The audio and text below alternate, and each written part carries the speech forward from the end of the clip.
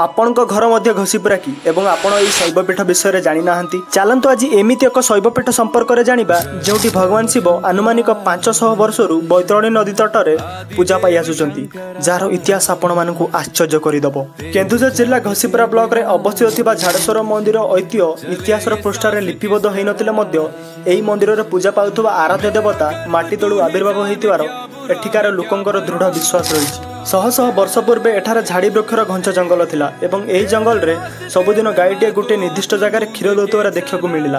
तापरे एही कथाटी राजा जेतेबेले जानियाकु पाइले राजा आश्चर्य होई गाई क्षीर दौथबार से निर्दिष्ट जगह खोलिया परामर्श देले एवं भगवान शिव माटी तले विराजमान थिबार प्रमाण मिलिला।